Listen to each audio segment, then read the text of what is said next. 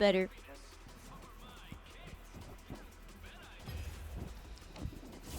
Thank you for your opinion. Today's video is sponsored by Cool Shirts. Use code ALLIE for 10% off. Link in the description below.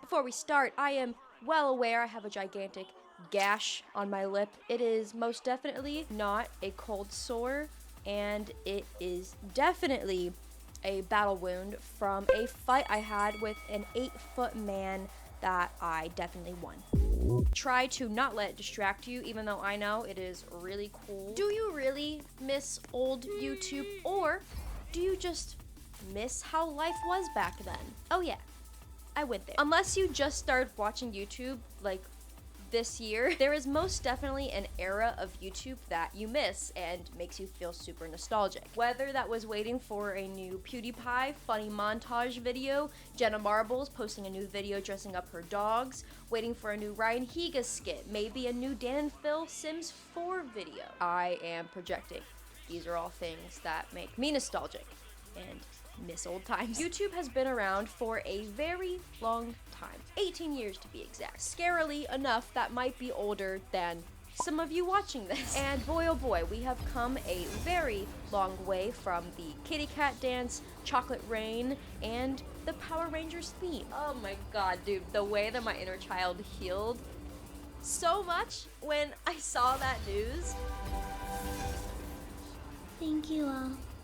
Your love has broken the curse and freed my soul. When you think about it though, since YouTube has been around for quite a bit now, old YouTube is kind of vague, because someone could be saying old YouTube, but maybe they're talking about Filthy Frank, maybe they're talking about, 2014 PewDiePie, maybe they're talking about the British YouTube takeover, or the Tumblr era of people like the Fab Five, or you could be talking about creators like Liam Kyle Sullivan, Michael Buckley from What the Buck, iJustine, or Fred. For the sake of this video though, I actually did a poll on my Instagram. Feel free to follow my Instagram if you want to be, a participant of some of my videos and things that I do. And I asked my story, what is old YouTube to you? And the date that won is anything before 2014. That is personally one of the years that I really feel like YouTube started taking more of a corporate shift, and the dynamic of channels really started changing around that time. I look young, I understand. Could a 17-year-old beat up an 8-foot man? My point here though is that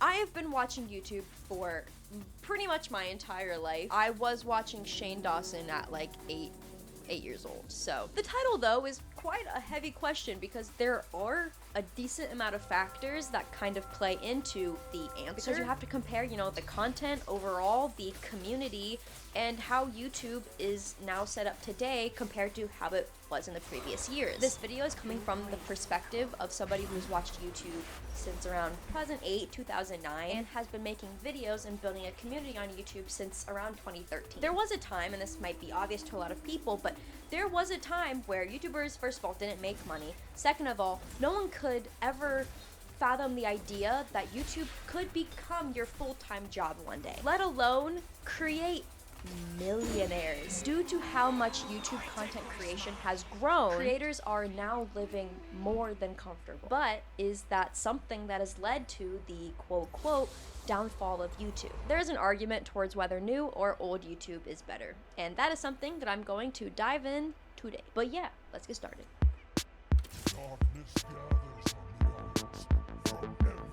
Heads up, I will be talking about things that people dislike about YouTube, and I do those things, but it does indeed prove my point that I am a part of new YouTube. The quality of videos being released today are definitely better than they used to be.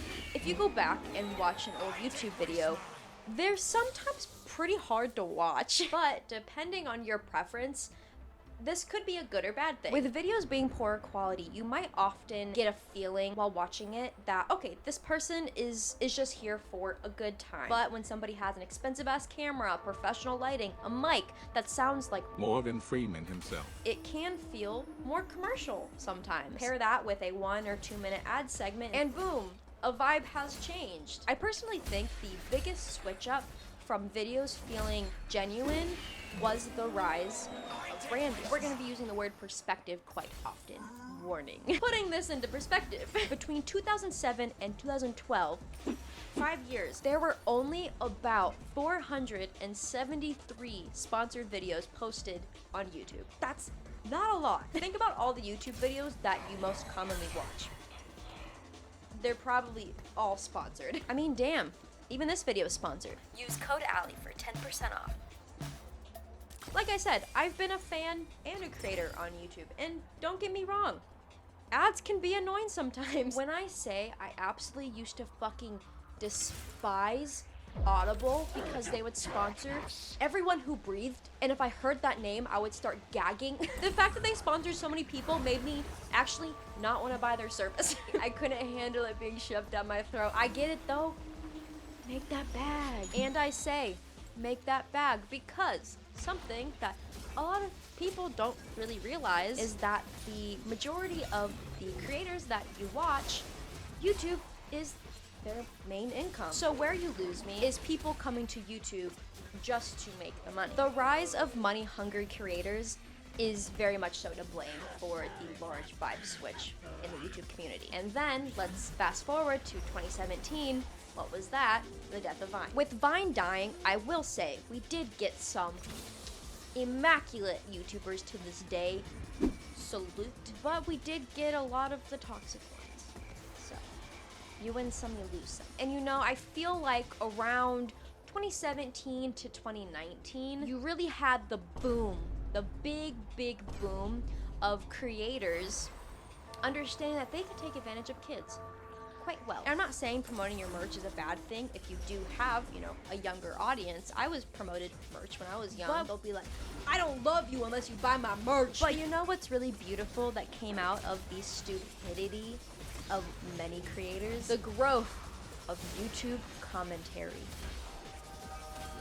Commentary has existed since like the early days of YouTube. I'm not saying that shit just popped out of thin air in like 2019, 2020. But you have to admit there definitely was a big boom in creators, like a huge birth of just a bunch of them just like rising from the ground. And there are still shithead creators today.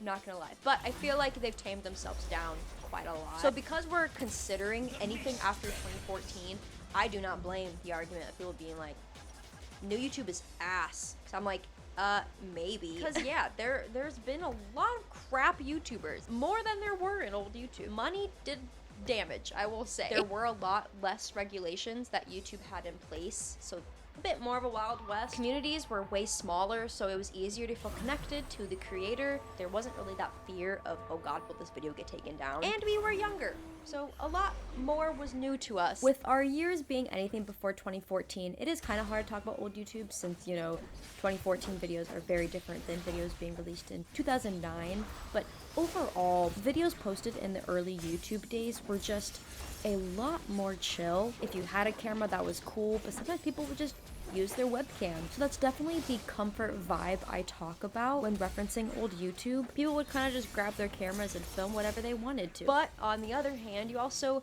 had a lot of creators making very offensive content, stuff that normalized racism, ableism, sexism, all the isms, and just a bunch of stuff that people want to disguise as dark humor. But new YouTube being better is also such a valid statement, because nowadays we honestly get some really amazing content, a lot of really great production, and for the creators it can be a full-time job. So it's nice to be able to know that what you put out there, not only are you getting really great feedback from your community, but it's your job, you know? It's pretty fucking cool. Of course, you still have the money-hungry fools. The corporate vibe we talked about, demonetization fear, Jimmy Kimmel. There are seriously so many positives and negatives of each side. So let's keep the conversation going to try and narrow out and answer a little bit more.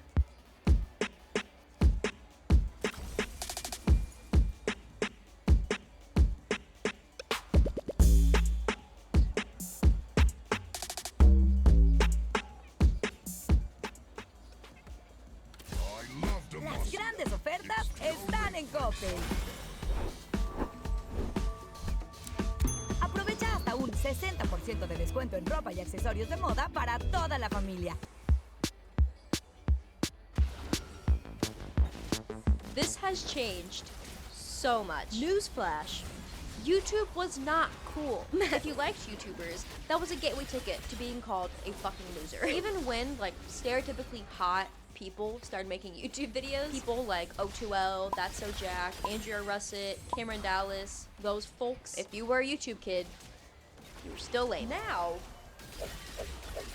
very different. Now I find it weird if you don't watch YouTube. I was planning on going to VidCon this year, but it didn't work out. But I did go to one event that was like an after party thing, and this event had both creators and fans, so I was kind of able to see like a sneak peek into the modern day creator fan vibe. First of all, creator side was like crazy. And I do want to point out, I have a feeling a lot of these people were TikTokers, so take this with a grain of salt. Some of the most stuck up people I have ever met in my life. It was so hard to have a conversation with anybody. It was so hard to be in the room with I feel like this vibe really came with the TikTok community, like the creators on that side. But it is really sad to just compare how creators act nowadays. Sure, you'd have an occasional stuck up creator, but like it wasn't the norm. I'd actually be really shocked if somebody was like rude. Everyone was so friendly, dorky, and just most of the time humble,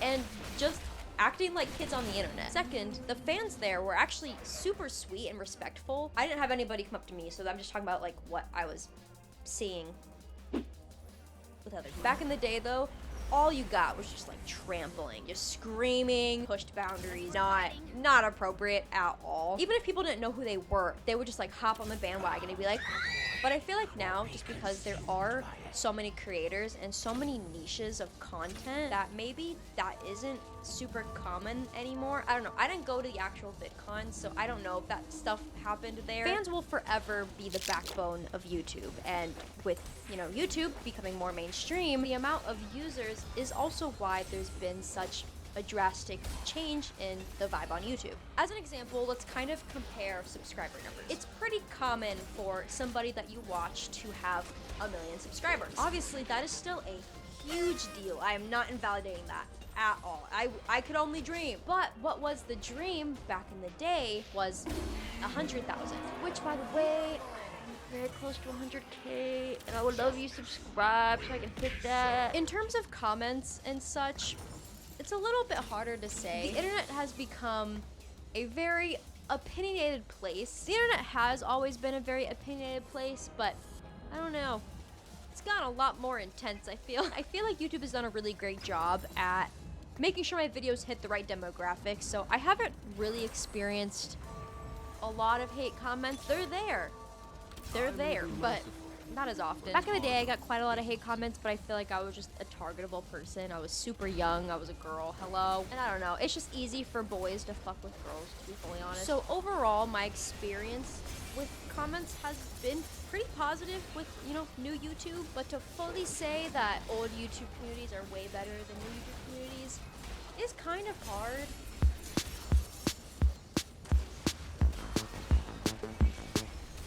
All right. This is a big one. The most controversial decision that YouTube has ever made in terms of their platform was to remove the dislikes. Personally, I don't care that much. I know. Hear me out. I'm not a very opinionated person where if I see a video that doesn't resonate with me, I'm gonna dislike it. I don't always think the video is bad, but some people genuinely use the dislike button as like, I don't like this video that you made, make other stuff. You know, for me, I'm not like that. I only did if it was like a bandwagon thing, it was funny to dislike something, or if some YouTuber made like a really shit apology. Like, that's valid to dislike that, because that's, you're stupid. But I do understand the frustration and feeling like your voice is taken away by them completely just stripping that from you. It just didn't affect me personally, but I know it did to a lot of people, and that is one of the biggest arguments in why people think old YouTube is a whole lot better than what we have today. The other thing, which actually I feel like they're actively trying to figure out and change, which I appreciate as a creator, and that is YouTube being extremely family friendly. YouTube, homie, I get you. I know you just want to be as advertisable. You want to be as brand friendly as possible. But I promise you, there are plenty of brands out there that do not care if a creator says fuck one too many times. Like cool shirts who don't fucking care because they're cool. Like I said though, I actually think YouTube is getting a lot better with this, but I know creators are still tippy-toeing on the subject because I don't really know. To be fully honest, I don't exactly blame YouTube for having a few years where they were really strict about what they allowed on their website, because let's be real here, there were videos like this being posted almost every day.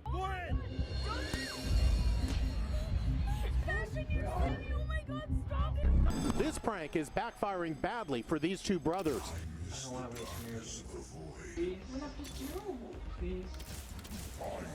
What? No! Around 2017, 2018, 2019, in those really, really rough years, it was just such a dramatic shift from YouTube really not caring about what went up in previous years. A lot of people also just really don't like the recommendation system. I don't dislike it at all, but I definitely have caught myself refreshing the page more than a few times, really trying to find something new and trying to maybe find creators that I haven't heard of before. But also, can you really blame the algorithm for recommending you the exact same thing when a lot of people are making the exact same thing? I mean, shit, have you seen all of the Mr. Beast wannabes? Have you seen Brett Rivera stealing from everybody? There has most definitely been a plague of content stealers. There's no doubting that. It's easier, I guess. Sure, YouTube was meant to be easy, but I don't know, that easy. I do really think that no matter what YouTube does, people are not gonna like it because they're always gonna be chasing that nostalgic simplicity feeling that YouTube used to have. But complexity was bound to happen to YouTube anyways. It really was. If it stayed the same, no one would really use it anymore. Viewers would probably be left unsatisfied all the time because if content didn't grow and content didn't keep getting better, they're gonna be like, now they're watching the same thing every day. And creators wouldn't feel motivated to keep doing better because there isn't money helping them fund their passion and what they love to do. And two, there wouldn't be much competition really making them feel like they had to do better in the first place. So it really would be a lose-lose situation and YouTube would just fall off the face of the earth.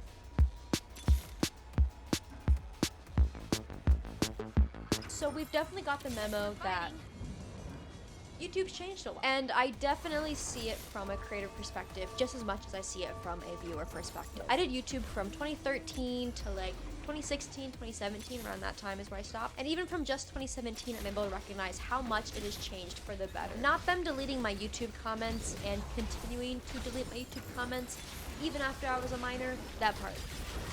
Shit. I respect that they're trying to protect minors on the platform and stuff like that. That's cool, but I was like 20 and they were still saying my comments couldn't be displayed because I was a minor. But even from that situation, I'm definitely able to recognize the support that creators get compared to what they used to get. Unless you had millions of subscribers, you were very lucky to have YouTube support with anything. Now that's very different. So after I posted my first video back, my Dan and Phil video, my channel got hacked because I am fucking stupid. I got an email for a brand deal.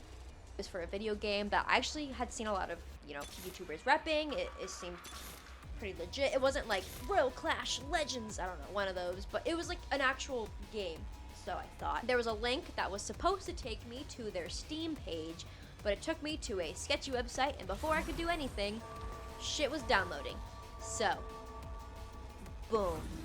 Screwed. Within 5 minutes, I was locked out of everything, and I was like hyperventilating. I was going through it. But after getting in touch with some of my old YouTube friends, I found out that YouTube support actually works now. And within 2 days, I had my entire account back. All my strikes were taken off because, yes, they were posting scam videos, acting like it was me in a robotic voice. Weird, but it got detected as scam, so I had strikes on my account. But they took those off, and everything was back to normal. I was all good. But back in the day when I tried to get in contact with somebody about my comments and how I'm not a minor anymore, they basically just told me to go fly a kite. They can't do shit. So, Cool. Sorry to bring up money one more time, but it's just such an important part in the differences of how YouTube was and is now. So I have a lot to talk about with it. It was very difficult to make money just through YouTube back in the day. You weren't making much unless you were hitting those big numbers. And even when you were hitting those big numbers, you weren't making near as much of what you could be making now with those big numbers. So the solution to that was to join an MCN, which is a multi-channel network. That's where you saw a big rise in companies like Fullscreen, Awesomeness TV. You saw like pretty much all your favorite creators were partnered with one of those. They only really gave a shit about you if you had millions, and I mean millions of subscribers, and they could put your face on their front page of their website so that they look like they're more important than they are. I was with Awesomeness TV, and I will say that was completely pointless. Pretty sure they just took majority of my money, and they did nothing for me. I don't think I ever talked to a single soul. Nowadays, you have creators pretty much popping out of thin air. Like, everyone wants to be a YouTuber. It can be pretty hard to grow, but in my opinion, it was actually harder to grow on YouTube back in the day. I think the algorithm wasn't near as developed as it is today. The recommendation system was honestly pretty rigged, and there was also a lot less people on the internet in general. Numbers really meant something completely different. Between 2013 and 2017, I only hit around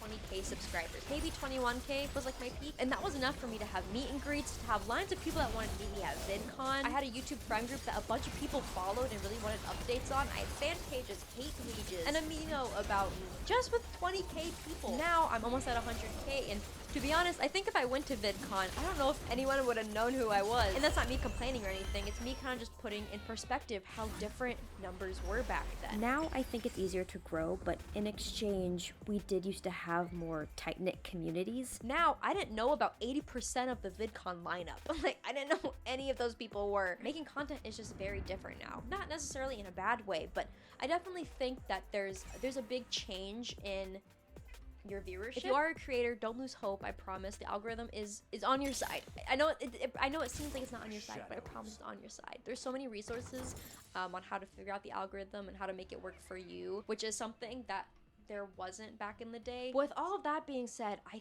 think it's time for an answer. A new journey. YouTube is just never going to be Harry Potter Puppet Pals or After Ever After ever again. I know, it hurts. Times are changing, and with that, YouTube is changing. And that is okay, and it is okay to miss those times. What do I think the answer is? Is new or old YouTube better? I think I like new YouTube. Listen, I miss how genuine and simple things used to be on YouTube, but that's just not the reality of the internet anymore. Well, and granted, when people have this argument, it's not really ever logistically, it's more of just, how did it feel? Was it old YouTube or is new YouTube? And if that's the case, sure, old YouTube, because we all have nostalgia for it, you know? We are all gonna miss something that we cannot ever touch or reach ever again. I don't want to come off as people only like old YouTube just for nostalgic factors. That's not really what I meant, so I'm gonna expand on it real quick. There was so much support from fans and viewers that watched your content, and because it was such a tight-knit community, everything genuinely felt like a family. And most people who have the opinion that old YouTube is better are viewers, and that's why it's 100% valid for you to think old YouTube was better. But I am biased. I am not only a viewer, but I'm also a creator. And as a creator, new YouTube is really amazing for us. It's the best it's ever been right now. And I think the positive of the YouTube community getting larger now is that as a viewer, I'm really never left wanting more. I personally love how hard people work on their YouTube videos now. It really shows, and that's something that I feel like I always craved from old YouTube, was wanting to feel like they actually cared about what they were putting out there. The new stuff just leaves my pea-sized brain perfectly itched all the time. A cat playing a piano was absolutely insane to me. I would still watch that, to be fully honest, but it was new. I just feel like it's a lot easier now to get in motion as a creator, and I feel like it's very easy to be satisfied as a viewer nowadays. I feel like it's a win-win. Creators are making money and being able to put stuff out there and spend time on stuff because it's become their job, and viewers are constantly entertained by more and more creators that are finding, you know, their voice and spreading cool stuff. It's a win-win, it really is. So if you want to yell at me in the comments, that's totally alright. I definitely understand, but yes, my final answer is that I think new YouTube is great, and I think that it's only evolving, and it's just gonna get better. I also want to hear you guys' opinions. I really do, because I think it's a debate, and you know, everyone's gonna have different opinions, and that's totally all right. But overall, I feel like new YouTube is great, and I feel like it's just gonna keep getting better, and it's awesome. But yeah, if you guys like this video, make sure to give it a big thumbs up. Make sure to tell me your opinion, what you think. And yeah, thank you again, Cool Shirts, for sponsoring this video. I appreciate it. It's an honor to work with you guys. And yeah, if you want to follow me on other stuff, that'll be in the link tree below, as well as my link where you can get 10% off for Cool Shirts. See you guys. Bye.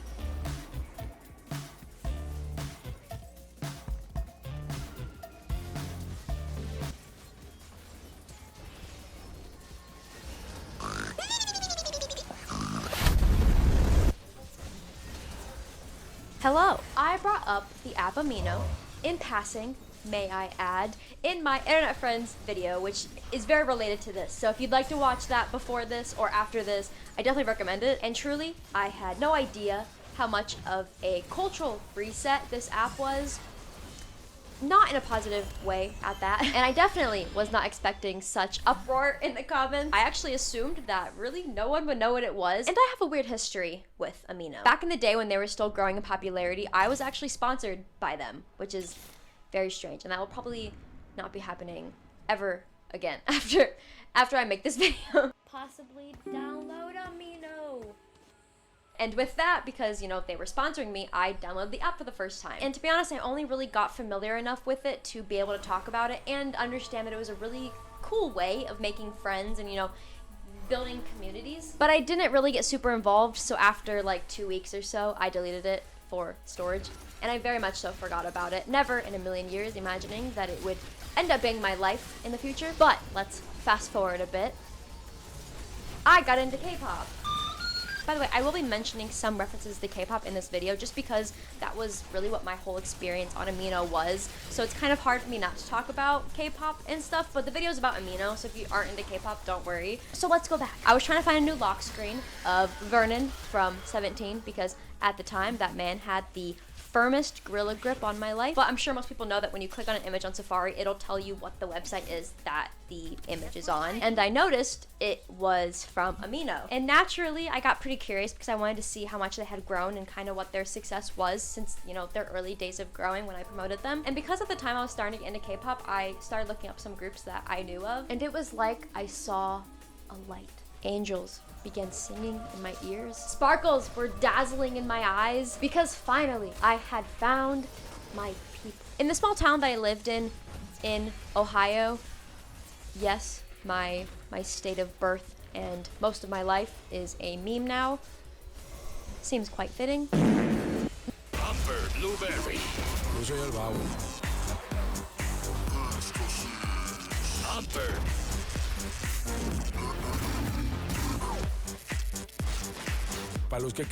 Not many people really knew what K-pop was. It was kind of before the big boom. At my school, all I really had was like 1 or 2